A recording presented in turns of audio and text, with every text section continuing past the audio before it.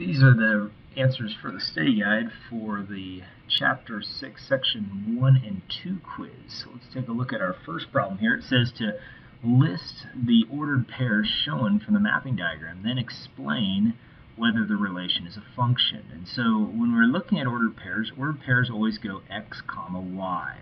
And so the x value represents the input, and the y value would end up being the output. And so what we're looking for is where it goes from the input to the output. And the arrow points to the one that they correspond to. So my relation, which are always inside a set of braces, would end up being 2 comma 3 as one of the ordered pairs. And we have 6 comma 4. And we have 8 comma 11. 8 goes with 11, and then 10 also goes with 4. And so this relation is a function. And the reason it's a function is each input has only one output. And so that's what we'll say. So we'll say the relation is a function because each input has only one output. And so looking at the next one, it says write a function rule. So write a function rule means we need to write an equation to represent this situation. It says the output. Well, the output is your y value. And when it says output is means equals. And then it says 4 less than. That means you're taking 4 away from the input, which is x. And so that would read this. It would be y equals x minus 4. You take 4 away from the input x. So then it says complete the table. So what I'm going to do is they give us the input values to use. Like for instance, the first one's 1. And then I just put it into the rule and come up with corresponding y values. So 1 minus 4 gives me negative 3. So this one would be negative 3. 2 would be 2 minus 4, which gives me negative 2. So negative 2. 3 minus 4 gives me negative 1. And then 4 minus 4 ends up giving me 0. And so my answer is the equation, or the function rule, and also filling in the table. Over here it says to write a linear function. So whenever it says linear, we're supposed to write a linear function. That means we need to use point slope. And so in order to use point slope, we need a point and a slope. And we have plenty of points here. We have negative 2, 5, 0, 4, 2, 3, 4, 2, but we do not have the slope. And so we're supposed to write the function that relates y to x. And so what they mean is it needs to be in this form, y equals mx plus b. And so that's what we're trying to get it into. So we first need to find the slope of the line. So we're going to do y minus y1 over x minus x1. And I go ahead and substitute values in. So I'm going to do 5 minus 4. So I'm just taking these 2 points here. And I did 5 minus 4 on top. Down below I'm going to do negative 2 minus 0. So that makes 1 over negative 2, which is the same as negative 1 over positive 2. So now I take a point and I put it into point slope. So point slope goes this way. And we go ahead and substitute. So I'm going to take this point right here, 0, 4. So y minus 4 equals negative 1/2 times x minus 0. So when I go ahead and distribute, that's going to leave me with the negative 1/2 x, and then plus 0, or just minus 0. It doesn't really matter because there's no number there. And so when I go ahead and add the 4 to both sides, it's going to end up being y equals negative 1/2 x plus 4. So that's the function rule. So now let's take a look at the next problem, the fourth problem, and it says to graph the function. And so here is the y-intercept. And so we're going to start with that y-intercept, and that's always the beginning value, and I go down 2 spaces and put the dot there. The slope is this number right here, and the slope tells me to look at what values to go in the y direction and x direction. So the 3 tells me to go up, and the 4 tells me to go right. And so I'm going to go up 1, 2, 3, and then over 1, 2, 3, 4. and that's going to be a point on the line. I can also go the other direction. Down 3, 1, 2, 3, and then 4 to the left. 1, 2, 3, 4, and that gets me on that same line. And then I'll draw the line between those points. So looking at the next one, this time we have a positive 5. This is the y-intercept. And then I have negative 3 for the slope. So let's start with the y-intercept at positive 5. So the slope is negative 3. And so what that's going to tell me is to go down 3 and then 1 to the right. So down to the right is the direction I'm going to go. So I go down 1, 2, 3, and then 1 right. Down 1, 2, 3, over 1 to the right. And then down 1, 2, 3, 1 to the right. And then draw the line between those points. So looking at the next one, it says the table shows the amount of gasoline G left in a tank after the number of miles M. Write a linear function. Okay, it's just to write a linear function that relates the amount of gallons of gasoline amount of gasoline to the traveling distance. How many gallons of gasoline are left after 120 miles? And so we first need to figure out which one affects the other. So we need to find out which one is the X value. What's the input? Well, when I go ahead and input gallons, I get miles, is what I end up getting. So this is going to end up being my input, and this is going to end up being my output. So it's a little backwards the way they set up the little chart here.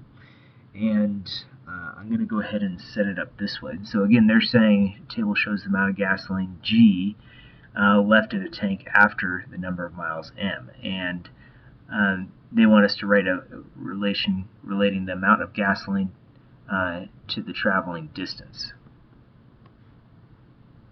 Now, since they said they want to relate gallons to traveling distance, we're actually going to change that around. Now, typically, this would be our input and this would be our output. But since they went ahead and they want to know what the value for, they want to know the gallons to traveling distance, we're going to switch that around. We're going to end up making our input miles and our output gallons. And so we'll say that we'll call these the X values. So we're going to go with it this way. So we have 20 over 20 minus 19 over 0 minus 20. So we're going to 0 on these are going to be our X values, and these are going to be our Y values. And so we are left with 1 over 20, and this is going to be 1 over negative 20. So we can put the negative sign with the 1 in this case to make it look a little bit more pleasing to the eye. And so we'll go ahead and set it up. We're supposed to use G for gallons and M for miles. And so our formula is going to go this way. It's going to go G minus G1 equals, and then M times by, and then M minus M1. And so M stands for miles this time. This M stands for the slope. And so we have G minus, and I'm going to use this 20 equals negative 1/20th. Multiplied by M minus 0. So when I go ahead and distribute, I've got G minus 20 equals negative 120M. So all I have to do is add the 20 to both sides, and that gives me my rule. So G equals negative 1/20th M plus 20. That is the rule that we're going to end up using. Now they say how many gallons of gasoline are left after traveling 120 miles. So we can now use this formula to substitute and solve fairly quickly. So I'll go ahead and substitute 120 miles in for M and find out what the number of gallons is. And so I've got 20. I know these zeros cancel each other out. 2 goes into 12. We have 6 times. So multiplying across gives me negative 6. It looks like it's going to take 6 gallons out of the 20 gallons in the tank. And it looks like there's 14 gallons left in the tank. So let's move on to the next problem that we'll end up seeing. And it looks like this. It says to write an equation that is parallel to the given line. So parallel means same slope. And so all we have to do is write an equation with the same slope. So the slope of this line is 2, so I've got to use the same slope. So I'm going to do y equals just 2x plus 1. This number here, this could vary. And it doesn't matter what number we put there because we're just supposed to write an equation with the that is parallel, and so the slope just has to be the same. So when it's perpendicular, though, we need opposite sine and reciprocal slope. So we need both parts, and so our slope should be, instead of 2 over 3, it should be negative 3 over 2. So it needs to be both opposite in sign and reciprocal. And it doesn't matter what y-intercept we use. This number can vary on this problem. The important part is the slope cannot.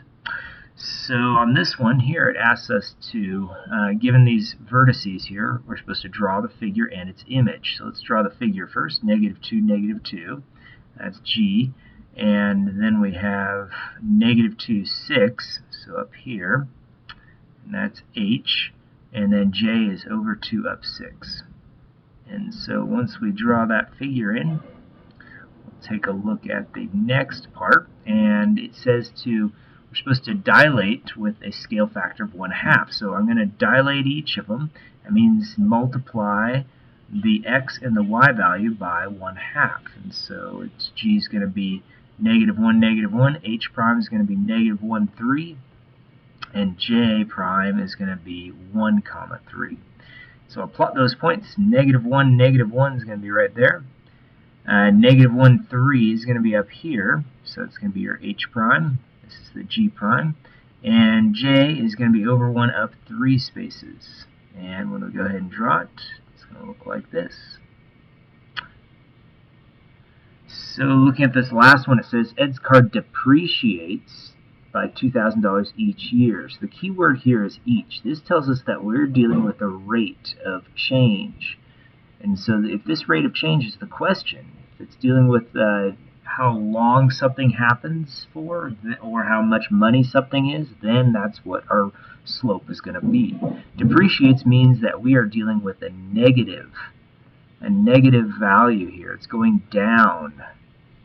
And so that means that in order for the rate of change to be negative or going to go down, we need the slope to be negative. And so it says after 3 years, his car is worth $18,000. Write an equation that relates the value y in dollars of the car in X years after its purchase. What is the original value of the car, and how is this represented in the equation? So we do have a slope of negative 2,000. It's going down by $2,000 each year is what we're doing. But I'm just going to use the number negative 2,000 for the slope. The point that we're given, since again they're asking us to write an equation, we need to use point slope. And so we're looking for a point and we're looking for a slope. We're given the slope right here of $2,000 each year. The point, though, we have to be careful with. See, the point is right here. It's after 3 years, it's worth $18,000. So in 3 years, we're going to have an output of $18,000. And so that's what the value of the car is going to be. So we're ready to set up the equation. So y minus 18,000, y is the value in dollars, so I know my value in dollars has to match the point. So 18 is 1,000, it's not in years, 18,000, that has to be a y value. So negative 2,000 times by x minus 3. 3 is a number of years. So I go ahead and distribute, and I'm left with y minus 18,000 equals negative 2,000 x plus 6,000. And so now I just have to add the 18,000 to both sides.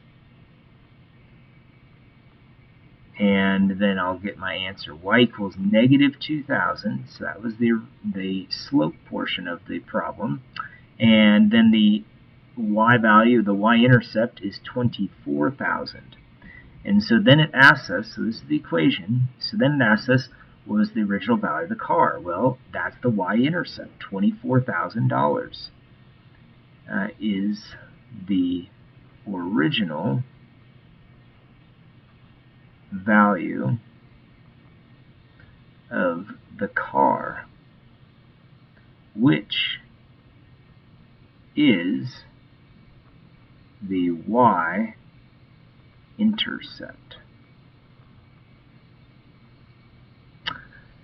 So those are the types of problems that you're going to end up seeing on tonight's or this week's test. Good luck.